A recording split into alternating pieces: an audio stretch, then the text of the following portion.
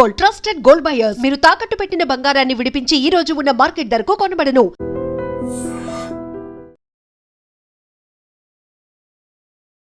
నమస్తే రమగారు. నమస్తే జయ.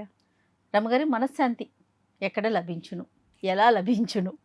మేము అమ్ముతాం, కొనుక్కోండి. అబ్బాబ్బా ప్లీజ్ రమగారు, అందరికి అమ్ముతాను నేను కూడా మీ దగ్గర నుంచి కొని. ఎట్లా రమగారు, అసలు ఈ ప్రశ్న చాలా మందిలో వింటుంటామండి. మనశ్శాంతి లేదు, అస్సలు మనశ్శాంతి లేదు. పెద్ద నుంచి చిన్నదాకా ఇదే మాట. మనం కోల్పోయాం మనం. కోల్పోవటం అంటే మనశ్శాంతి ఎక్కడో ఉండదు జయ. ఇప్పుడు భగవంతుడు ఎక్కడున్నాడో నువ్వు నాకు చెప్పు. సర్వాంతర్యామి మనలోనే ఉన్నాడు. మనశ్శాంతి కూడా మనలోనే ఉంది, లోపలే ఉంటుంది. మనశ్శాంతి బయట లేదు, లోపల ఉంటుంది. ఎప్పుడు ఎవ్వరికైనా వాడి చిత్తశాంతి వాడి చిత్తంలోనే ఉంటుంది, అందులో ఎటువంటి అనుమానము లేదు. మనము టూ మెనీ థింగ్స్ పెట్టుకుంటాం ఎప్పుడు కూడా. శక్తికి నిన్నంటలేదు, ఎవరైనా ఇప్పుడు ఒకటి ఇక్కడ పైన ఒకటి వేళ్లాడుతుంది అనుకో, నువ్వు చెయ్యి ఎత్తితే అందుతుంది. చెయ్యి ఎత్తితే అందేవన్నీ పళ్ళు కోసేసావు, నువ్వు అన్ని పళ్ళు కోసేసుకున్నావు. ఈసారి చెయ్యి కాదు, బాగా కాస్త కొంచెం కాళ్ళు వాళ్ళు బాడీ సాగదీస్తే అందే రకంలో ఉన్నాయి. అవి కూడా కాళ్ళు బాగా సాగదీసి అని బాగా హుప్పని శక్తి అంతా చేతుల్లోకి, తర్వాత మన వేళ్ల మీద నిలబడి, మునివేళ్ల మీద నిలబడి ఆ లైన్ అంతా కూడా లాగేసావు. ముందు లాగేసినవి చెయ్యెత్తితే దొరికేవన్నీ తీసేసి ఫలాలు, కాళ్ళు సాగదీస్తే దొరికే ఫలాలన్నీ కోసేశాక పై లేయర్ ఫలాలు ఉంటాయి. ఈ పై లేయర్ ఫలానికి ఏం చెయ్యాలి మనిషి అన్నవాడు? ఏం చేస్తాడు?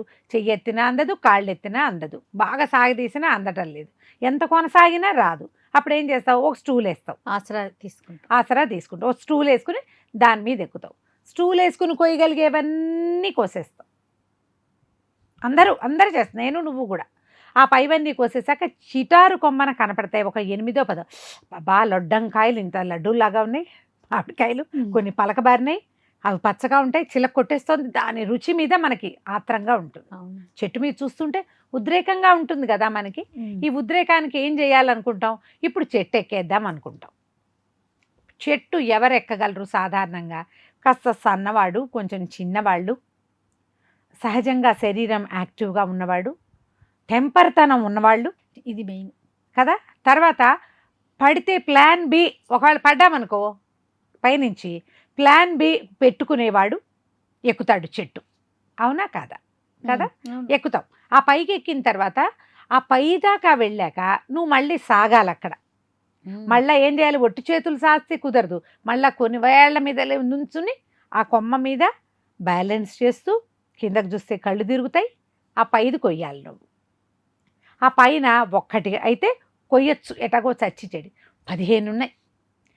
ఈ ఒక్కడే ఈ చెట్టు చిగురు. మీరు ఊహించండి, ఒక పెద్ద మామిడి చెట్టు, దాని పైకి ఎక్కారు, స్థూలకాయలు, మీకు ఒక 50 ఏళ్ళు ఉన్నాయి, బీపీ షుగరు శంఖచక్రాలు ఉన్నాయి,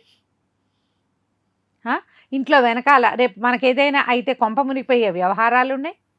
పైన సాగుతావా నువ్వు? సాగవు, అమ్మో అనుకుంటాం.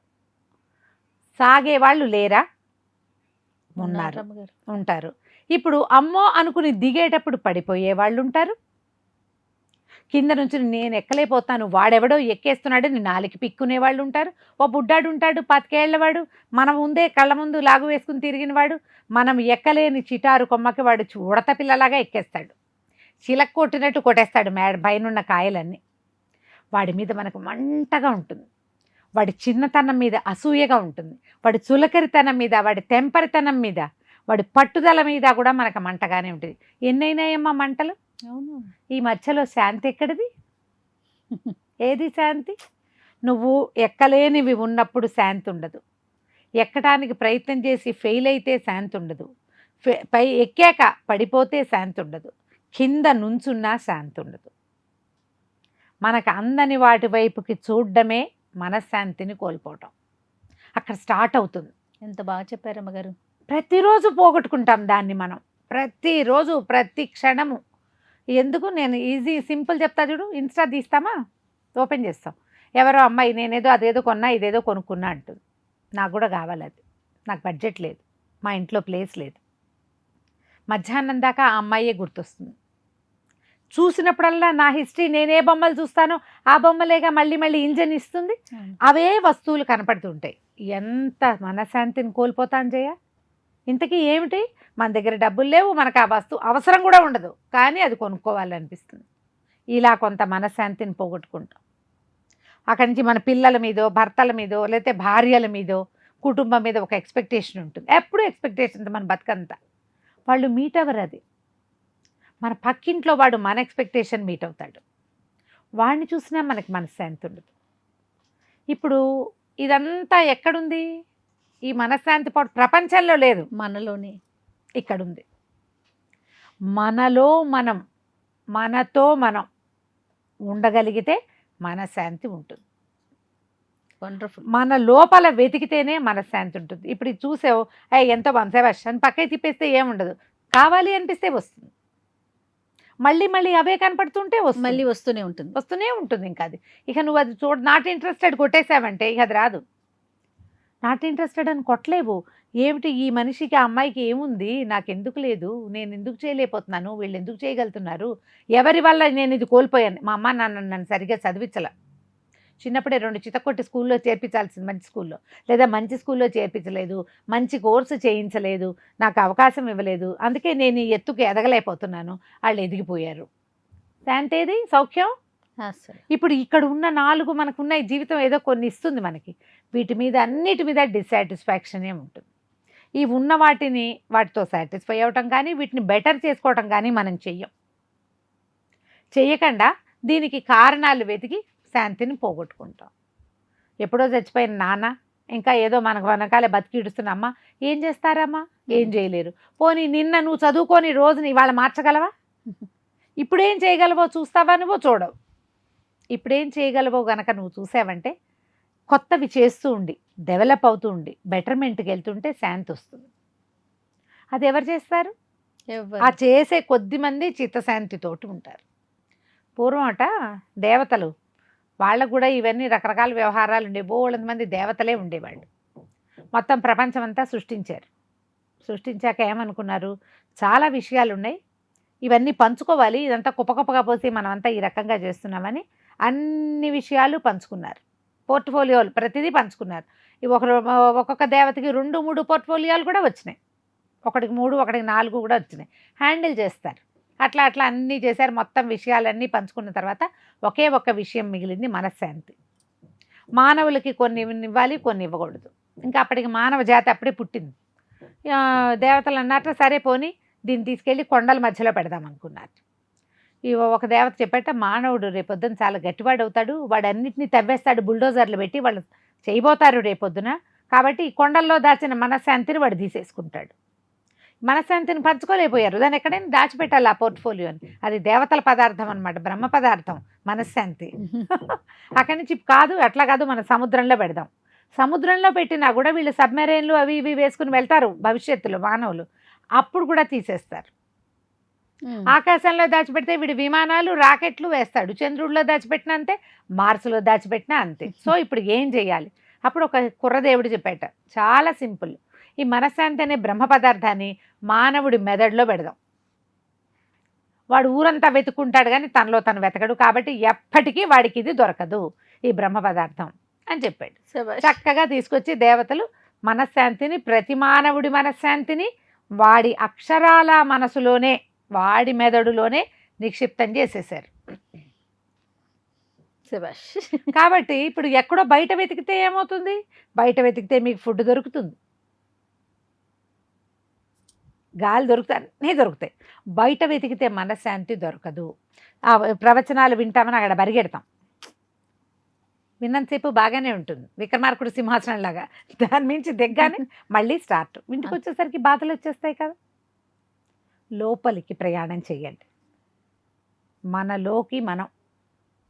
ఈజీ మెథడ్ ఏంటంటే, చాలా స్ట్రెస్ఫుల్గా ఉంది అన్నీ పక్కన బారే, కళ్ళు మూసుకుని కూర్చోండి 5 నిమిషాలు, ఒక గ్లాస్ మంచినీళ్ళు తాగేయండి, ప్రశాంతంగా ఉండండి, అంతా బాగుంటుంది. నేను అన్నీ సరిగ్గా చేస్తా, టైం తీసుకుని చేస్తా, నేను స్ట్రెస్ లేకుండా ఉంటా, నాకు అది లేకపోతే నేను ఇది చేయగలుగుతా అని మిమ్మల్ని మీరు నమ్మండి.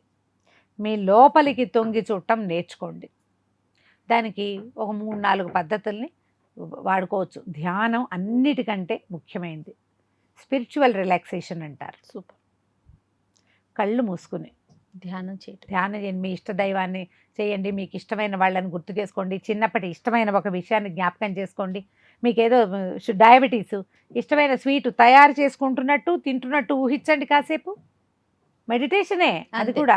దానివల్ల మనశ్శాంతి ఆటోమేటిక్గా దొరుకుతుంది. ఇది నేను చేయగలను అని మిమ్మల్ని మీరు నమ్మండి. తప్పకుండా. అప్పుడు ఆటోమేటిక్గా మనశ్శాంతి వచ్చేస్తుంది. సూపర్ రమ్మ గారు, ఎక్సలెంట్. నమస్తే. నమస్తే. And for more videos, Please subscribe to iDream. Please subscribe to iDream. Please subscribe iDream. And please subscribe to iDream. For more videos, subscribe to iDream. please like, share and subscribe to the channel. Congratulations, iDream. Subscribe to iDream. Subscribe to iDream. So subscribe to iDream Media. iDream ki iDream team అందరికి huge congratulations. Please subscribe iDream Media. Please subscribe to iDream.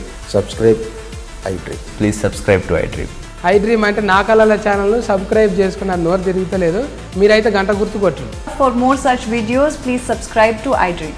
Subscribe to iDream. Please subscribe to iDream. Please subscribe iDream Media. Please do subscribe to iDream. Please subscribe to iDream Media. For best entertainment and information, please subscribe iDream. And don't forget to subscribe to iDream.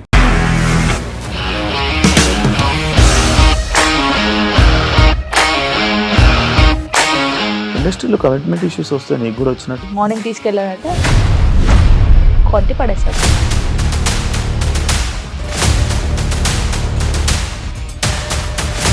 ఒక్కళ్ళు కూడా చూడలేదు ఈ cinema అని చెప్పడానికి కూడా చాలా ధైర్యం కావాలి. అది నిజం కదా, దాంట్లో ధైర్యం ఏంటి? ఇది నెక్స్ట్ డే ప్లేట్ మార్చేస్తే తప్పు కదా. As of now, we are comfortable this అని నేను అనుకుంటున్నాను. రష్మిక గారిది మీది ఒకే ఊరంట కదా? నీకు కోపం వచ్చిందంటే బాగా తిట్టేత్తరా? తిట్టేద్దామండి. నిజంగా గేమ్ ని ఎలా చేంజ్ చేయగలిగారు? ఏపీఎస్ఎఫ్సి వాళ్ళకి 6 నెలల్లో నేను 6 లక్షలు కట్టా. బిజినెస్ చేయాలనుకుంటే it is as difficult as riding a tiger.